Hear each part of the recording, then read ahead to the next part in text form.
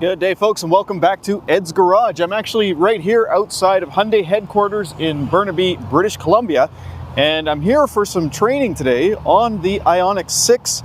And sure enough, when I pulled in, two Ioniq 6s sitting right there for us to check out. So let's have a quick boo and see what we got here. Looks like we got a preferred with the 18-inch rims in the red. And a calligraphy in white. Oh, it's got the lighter interior. Beautiful. And then the cloth interior on this one. So these are undoubtedly the two vehicles that we'll be learning on today.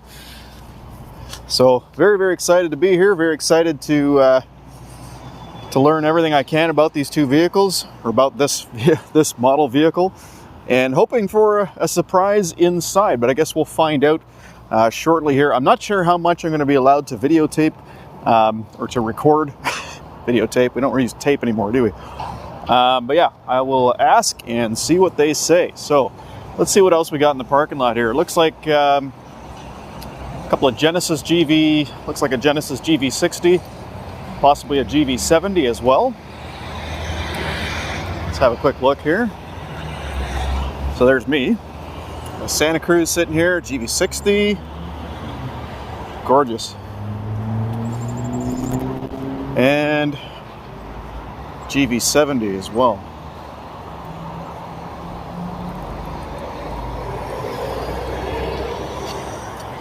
What a car! Love to get my hands on one of those for a review video as well. Other than that, the only other EV I see here is a Tesla. But I'm going to go inside, say hello to everybody, and get this training started.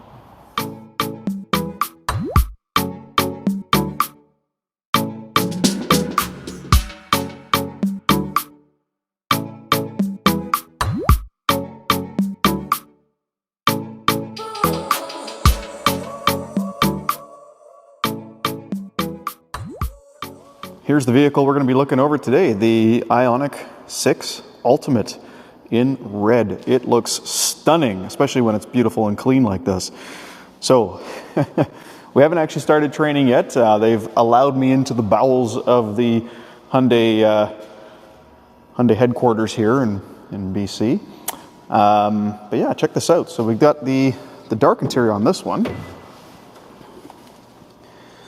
And I can see some red ambient there. Oh, that's a good sign. We actually got two colors in the ambient lighting system now.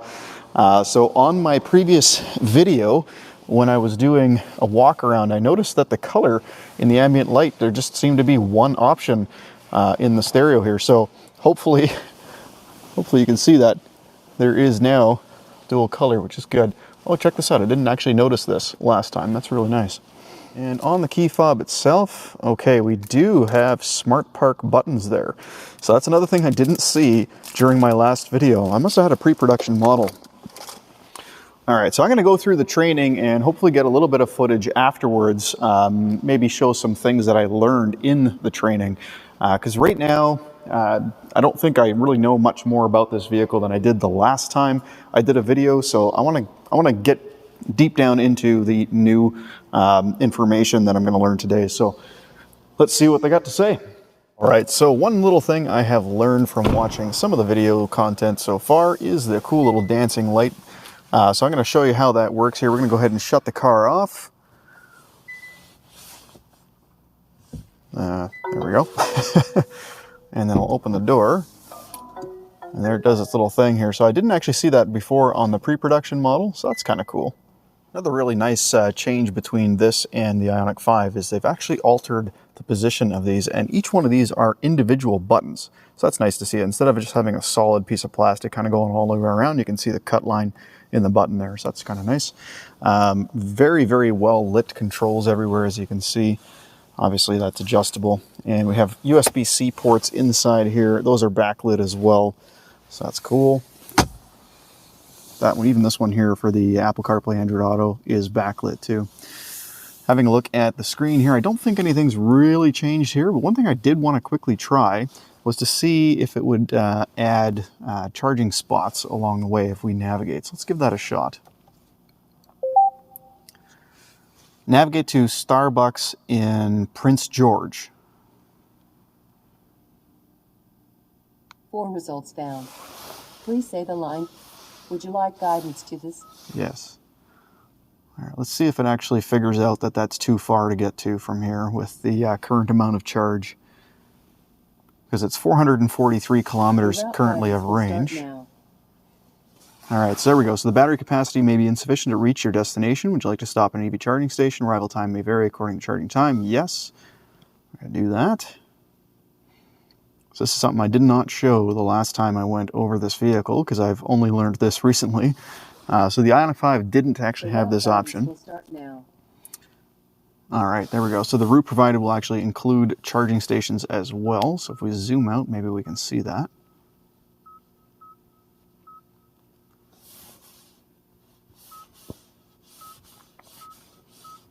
Aha, so there's the first station that it's going to stop at there.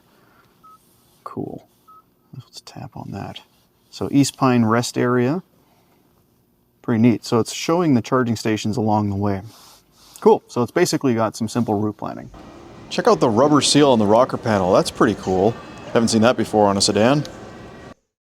Alright, the rest of this video is going to be a voiceover because I had to actually mute everything that the trainers were saying and I couldn't show their faces, so you'll see them blurred out every now and then. But basically what we're talking about here is the means to disconnect the high voltage battery from the vehicle in the case of an emergency.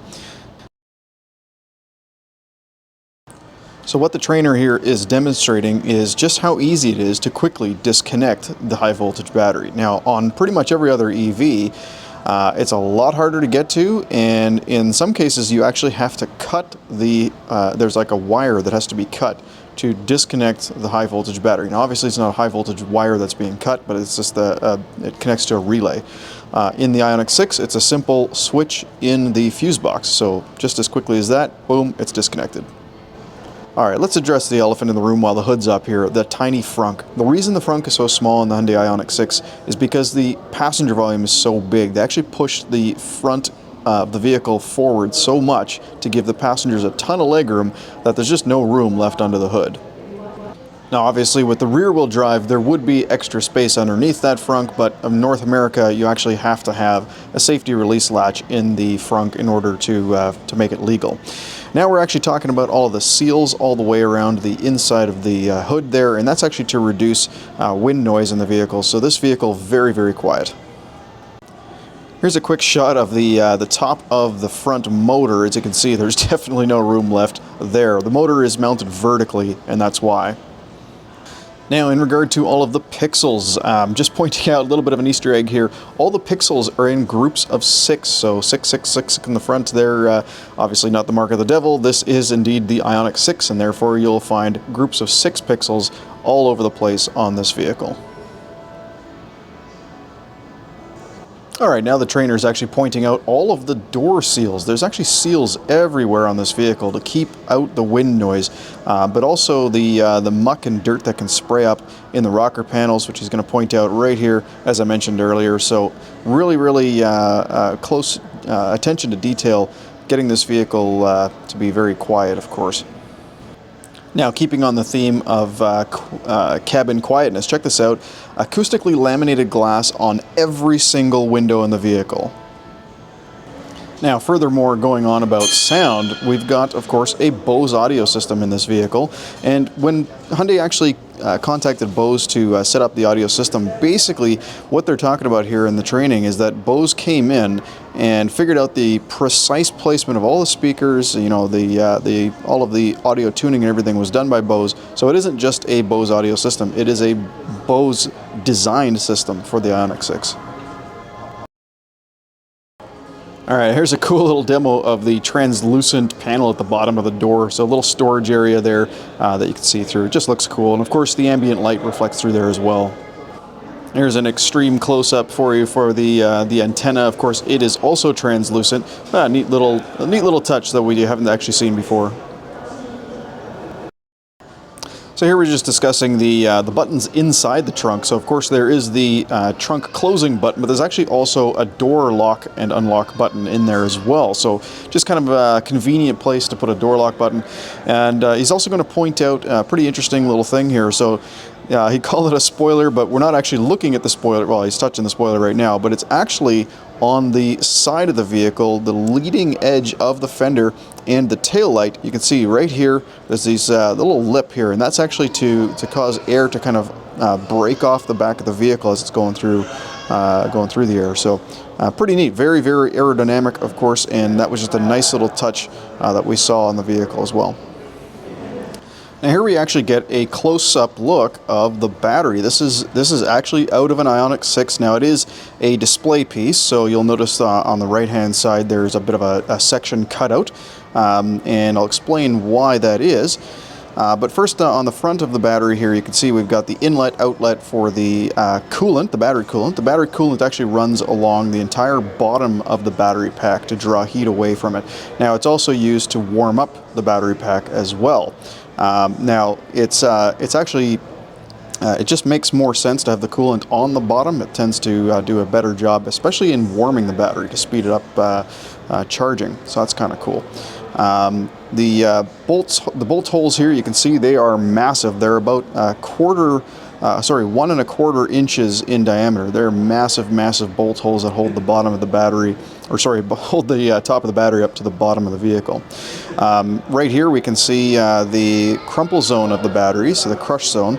It has both a vertical and horizontal crumple zone. So the horizontal here that you can see, it's got a cutout. That's about a 3/16 inch thick steel plating that you can see there, or aluminum plating rather, 3 pieces of it. And normally, where you see where he's got his fingers there, normally that's just solid. That's not actually cut out like that, but that's just to demonstrate how the crumple zone works. Now, the further the crash gets into that crumple zone, the stronger it gets. So the closer the impact is to the passenger, the harder it is for it to continue to crumple. So really neat design. Now, other manufacturers probably do that as well, but pretty cool to see up close and personal here. Now, of course, here, right underneath his hand, you can see the actual vertical part of the crumple zone. So it's quite deep. It's a good, I don't know, 7 or 8 inches from the outer edge of the battery housing to the inside of the battery pack, and it's all crumple zone. Here's just a quick view of the back side of the battery pack, a couple of wiring connectors. But yeah, overall, very robust looking package. You can tell Hyundai spent a lot of money in the design, the research and development of this particular battery pack. All right, well, that was Hyundai training on the Ioniq 6. I'm headed home now. I've gotten to I've gone to a charging station already, so I'm just on the last little bit of a home stretch here. Got my co-pilot hanging onto the camera for me here. In case you're wondering, I'm not actually driving and videotaping at the same time. Anyway, so yeah, learned a little bit. Now, I've been following this vehicle quite religiously ever since it first debuted, ever since it first showed up.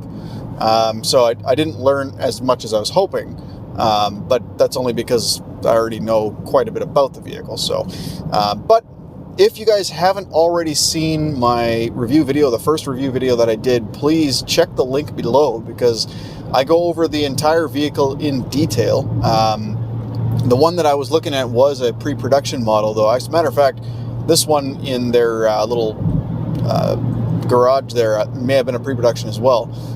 But I'm happy to see that, you know, it's got the dual ambient lighting system, so that's nice, and the smart park system, so that's nice.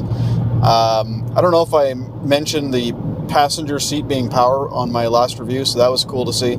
And just to see some of the, in-depth engineering that went into the vehicle, like, you know, the door seals and the rocker panel seal and stuff like that. I don't recall ever seeing a rocker panel seal on a sedan, so that was cool to see. Anyway, but yeah, I'm going to end the video there. And again, if you haven't already seen it, please click the link below for the full feature review of the Ioniq 6. And in the future, of course, we will have a drive review of the Ioniq 6 as soon as we actually get one at the dealership. That's going to take a little while. We're expecting to get a demo version of the vehicle probably within a month. And hopefully I'll get mine within 2 months. I am the first person on the list for our dealership, so pretty excited for that. But otherwise, yeah, again, hope this video helped you out. If it did, please don't forget to hit like and subscribe, and hit the bell icon if you want to see future videos. Thanks so much for watching, guys, and have a wonderful day.